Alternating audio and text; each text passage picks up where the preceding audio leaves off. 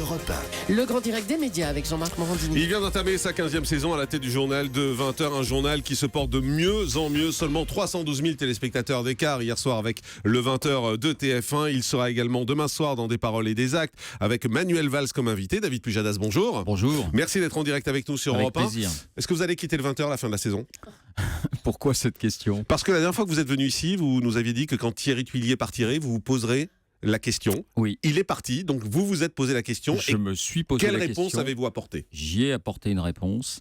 La réponse, c'est qu'une certaine continuité l'a emporté dans la ligne éditoriale de l'information, même une totale continuité, puisque c'est le bras droit de Thierry Tuillier qui a été nommé, puisque l'équipe de cadres qui était autour de Thierry, avec Éric Monnier, avec Agnès Varamian, qui a donné une nouvelle dynamique aussi au journal, est toujours là. Et d'une certaine manière, le travail qui a été fait est conforté. On voit qu'on est en pleine dynamique. J'ai rencontré Delphine Ernotte, qui me l'a dit aussi.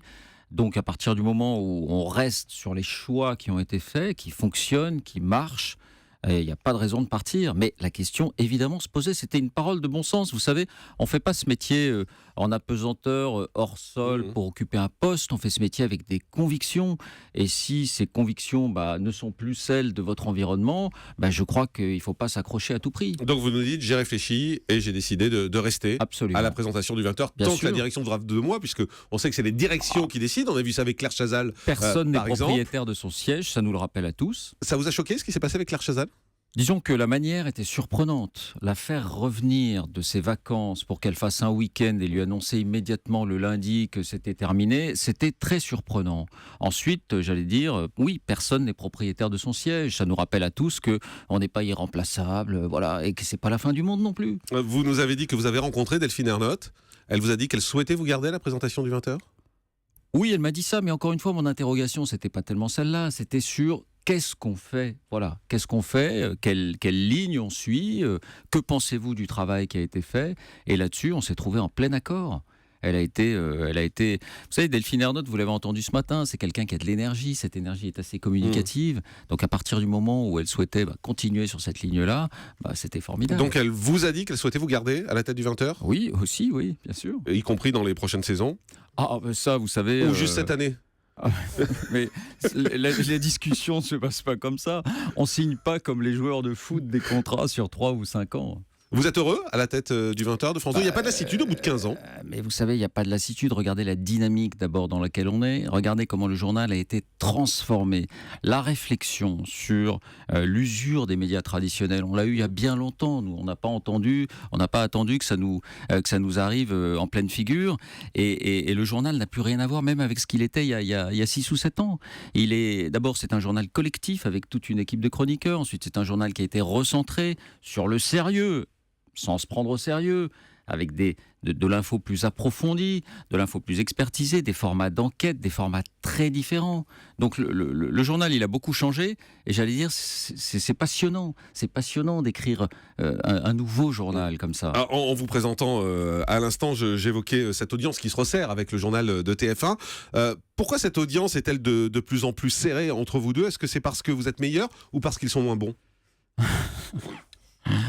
J'espère que c'est parce que nous sommes un peu meilleurs, parce que nous donnons peut-être plus de choses à voir, parce qu'il se passe des choses, il y a des surprises dans le journal de 20h aujourd'hui, il y a l'œil du 20h, il y a un ton plus impertinent aussi, qui est sur le terrain de l'enquête, sur le terrain de la critique aussi des acteurs.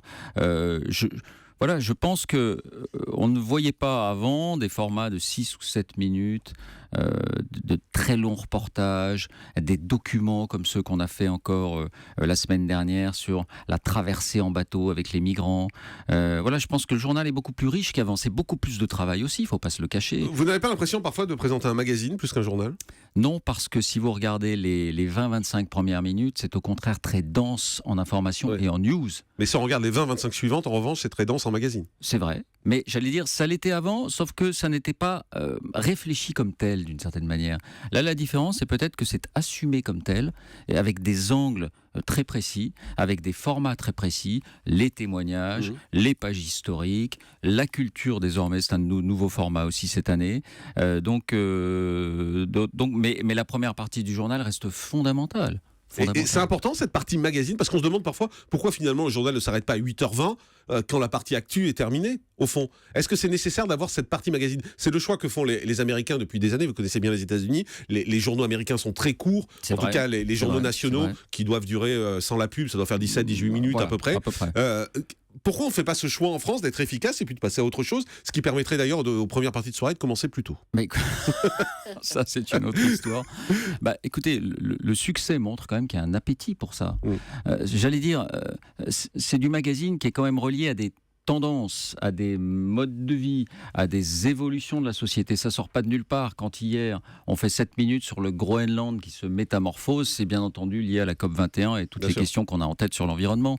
Donc malgré tout, c'est un autre regard sur l'actualité, en fait. C'est un autre regard sur l'actualité, un peu décalé, un peu plus froid, mais qui a trait quand même à l'actualité. Des paroles et des actes, ça revient demain soir, 20h55 sur France 2, la grande émission politique de France Télévisions qui est en prime. Et vous allez changer des choses cette année ou pas? Oui, on va changer des choses. Quoi? D'abord, on va donner plus de poids, plus de place aux Français. Il y a depuis quelques années une distanciation, une prise de distance de la France vis-à-vis de ses élites politiques qui fait que la société s'interroge sur elle-même, s'interroge sur la façon dont elle est gouvernée, et qui fait qu'on ne peut plus, à mon avis, faire une émission politique sans une parole de Français, sans une confrontation des Français directement avec les politiques. Des paroles et des actes, son ADN, c'est l'expertise et l'impertinence. C'est là-dessus qu'on a bâti le succès, c'est là-dessus qu'on a été leader dans la dernière campagne présidentielle. Mais aujourd'hui, je pense que les choses changent, le climat a changé. Donc cette présence des Français qui interpelleront directement les politiques sur des thèmes d'actualité aux côtés de nos chroniqueurs, aux côtés de nos intervieweurs, elle me semble indispensable. Ça, c'est la première chose. Des clashs. C'est pas seulement des clashs, c'est aussi des moments de vérité. C'est aussi des moments de vérité quand vous avez quelqu'un qui pose des questions. C'est une autre façon d'appeler ça des clashs. Quand il y a quelqu'un qui vit les situations, vous voulez faire du identifiez. Franchement, on n'est pas une émission de buzz. Des paroles et des actes, on peut dire beaucoup de choses. Il y a eu des moments où certains Français ont été très forts vis-à-vis des politiques en tenant des propos qu'aucun chroniqueur n'aurait osé tenir. Mais c'est des moments, je dirais moi, plutôt de sincérité. Et ça, vous en voulez plus? Parfois, c'est des moments de clash. Oui, ça, on pense que c'est indispensable. Ensuite, l'émission sera un peu resserrée. Il faut plus faire une émission de 2h40 comme on l'a fait parfois. Donc, elle sera plus resserrée. Et puis, l'équipe s'étoffe. Voilà, il y a des nouveautés. Karim Rissouli nous rejoint. Et il fera, à la fin de l'émission, ce qui remplacera un peu, j'allais dire, la conclusion des journalistes, il fera une synthèse des tweetos. Vous savez qu'on en reçoit énormément. Ah, vous devenez moderne à France Télé. Donc les tweetos, les tweetos dans des paroles et des actes. Non, ils y étaient déjà, mais il n'y avait pas la synthèse, ce moment où on regarde les tendances dominantes, et puis quelques tweetos aussi qui peuvent interpeller un homme politique, comme des journalistes, vous le disiez, ne les interpellent pas forcément. Plus moderne que jamais, donc des paroles et des actes. Vous allez réussir à faire plus que 5 ou 6 émissions intéressantes, parce qu'en général, il y a 5 ou 6 grands politiques qu'on aime voir et qu'on veut voir, et ensuite, on se dit, voilà, vous cherchez un peu des idées pour combler les autres mois. Vous savez, c'est pas évident. On a la classe politique qu'on a aussi. Qu'on mérite. Là, on a qu'on mérite aussi, mais évidemment, la France a les journalistes qu'elle mérite et les politiques qu'elle mérite. Il n'y a pas de secret. Donc, c'est une émission qui rebondit sur l'actualité. Il y a eu une émission très forte aussi l'an dernier après les attentats et le rassemblement du 11 janvier. Donc, ça dépend aussi de l'actualité. Mais là, on a quelques belles émissions avec Manuel Valls d'abord, avec un duel avec François Fillon qui est très attendu demain soir, avec Marine Le Pen, avec Nicolas Sarkozy, c'est dans les tuyaux également, donc on a déjà quelques belles émissions devant nous. Reste avec nous David Pujadas dans un instant, ce sera Faites le Terre, à tout de suite.